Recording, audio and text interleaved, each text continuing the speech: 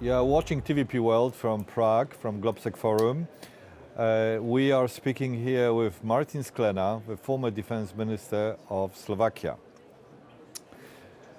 Mr. Minister, Martin. Hi Martin, good to be here. Hello, nice of you to join us. Well, yesterday we had really interesting news from President Trump, posted on Truth Social, in which President Trump informed the American public, international public, that 5,000 American troops are relocating from Germany to Poland. What are your views on that? First of all, I think it's one of the more positive news that we have seen in the recent time. What we feel, not only in GLOBSEC but also the general understanding is the more presence you can actually have in the eastern flank, including Poland, the more you present the resolve of the whole alliance, but also of the United States, to be where crisis can erupt, right? So this, in this sense, from the collective defense point of view, this is good news. After a little bit of a negative streak of news that we have heard in the past about withdrawing from Europe or even limiting numbers coming into the eastern flank, that now we see that the president actually decides to increase the presence, which is very important. Of course, the context is interesting that in which he makes it, because he connects it very much with President Nawrocki and his role in making this happen, and it shows the bilateral nature of the relationship, and it's also something that President Trump, as a politician, probably wants to send as a message, right? I mean, this is the partnership that I want to make sure that you understand that it's important for us in Poland, and this is how we're going to underpin it. That's the politics with it. But for defense and policy, the mere fact that there will be more troops in Poland on the eastern flank, that means that it should mean that deterrence will be more effective, and there should be less of a chance of having an armed conflict in this part of the world. Okay. Well, I wanted to talk a little bit more about this context. Mm-hmm. So it was just about a week ago that President Trump, or maybe 2 weeks ago, announced that troops will be pulled out from Germany, and the reason for that was disagreement with Chancellor Merz. Then 2 or 3 days ago, we heard from Pentagon that a rotation which was meant to come to Poland is not coming to Poland. Mm-hmm. Last night we heard that troops from Germany will relocate to Poland. Are you not a little bit worried that there is a bit of a chaos with this troop relocation going on, and also that it's very politicized? What does it tell us about stability of Article 5 and about US-American security guarantees for Europe? I would certainly think of this situation, and you're completely right. I mean, it's changing quite a lot. The decisions of President Trump are even in contradiction with each other in several days. But that's what we already unfortunately expect from this administration in the White House, that we will get these kind of contradicting messages. Also, when it comes to security and defense, which we are not used to, and this best describes the new reality that we have in the transatlantic relationship. What I would say, though, is I understand that it is more difficult to deal with on a political level, on a diplomatic level, and certainly from a defense planning point of view, when you have to have almost certainty, if not just predictability, about contributions of countries to the operational plans that NATO has developed. But from a deterrence also point of view, the unpredictability that this situation can create can actually help increase the dilemma for the Russian side. They can never be sure, even if the US says that we are withdrawing numbers or decreasing numbers on the eastern flank or in Europe. They can never be sure that this is actually really going to be the case. So in that sense, I would say it's the unpredictability and even the surprise of it helps the message of deterrence, but doesn't help the preparation and the structure that we need for military planning. But I guess this is a situation to which we have to adjust. Martin, you were a defense minister for some time. We cannot exclude you will be in a national security defense role in the future. Would you be in favor of having US troops in Slovakia? Certainly, yes, and not only U.S. troops, but also other troops from other nations from NATO.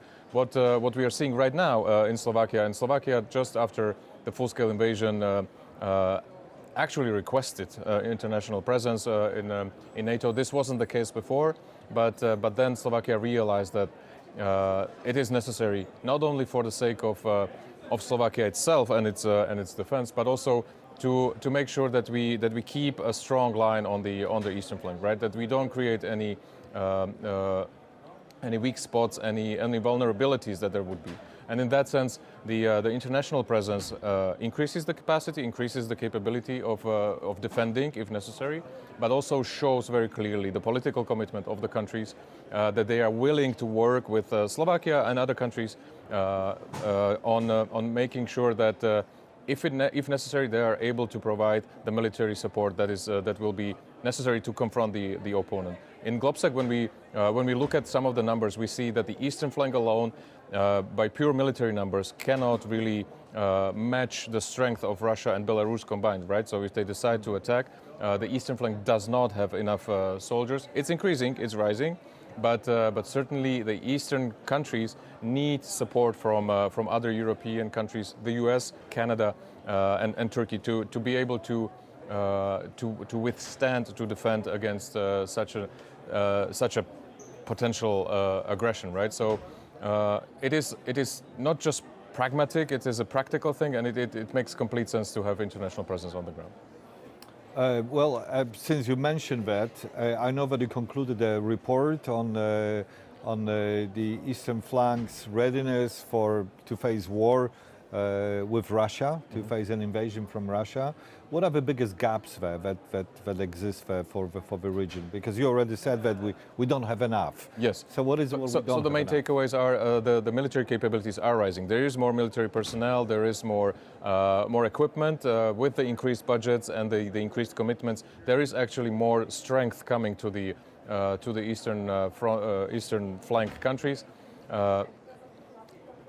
There is, the sustainment of the defense spending is critical for this. In some cases, we see a little bit of a concern with some countries whether they are able to do that. But still, it's increasing. The overall trend is positive in defense spending as well. The industry is increasingly scaling up. We are trying to see and how do we measure how the industry is scaling up, but we certainly see in that report that the industry has to be a critical part of deterrence, and it's not only that you can defend let's call it the first fight, but you also have to sustain the combat readiness and ability to fight as long as necessary. Otherwise, you're just telling the opponent that it's going to take some time, but he's going to win. But where we see the most differences in the eastern flank countries is the political situation and the political aspects of that readiness.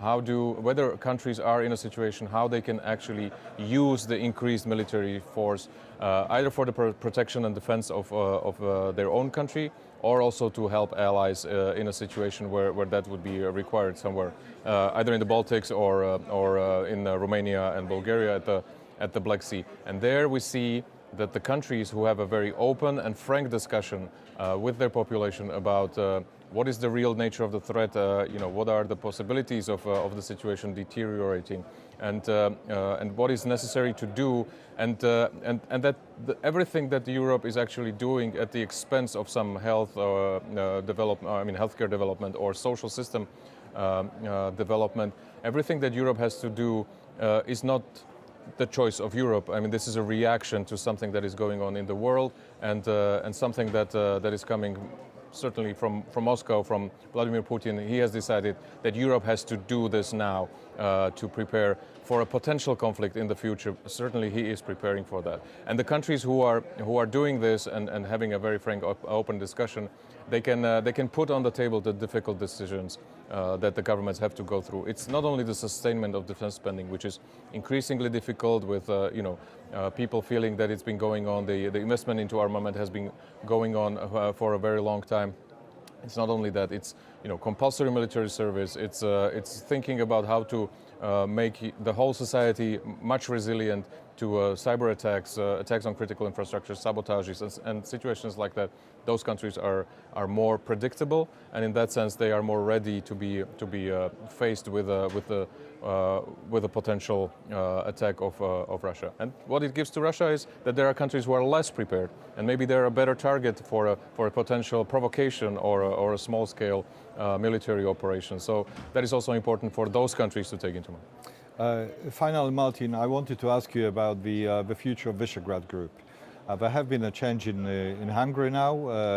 The new Prime Minister Peter Magyar is well disposed towards Visegrád Group and towards Europe, so it seems.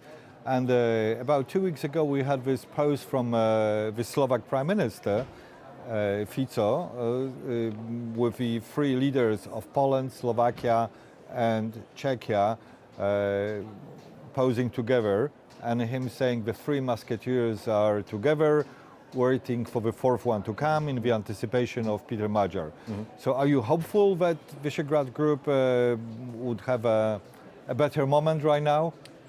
Let's see. I mean, there's potential always. The Visegrád Group is a great institution because it's so informal, right? It doesn't have any institutions, any councils or anything like that. It's meetings of the politicians who are in the offices, and they are looking for ways where they can cooperate and where they cannot.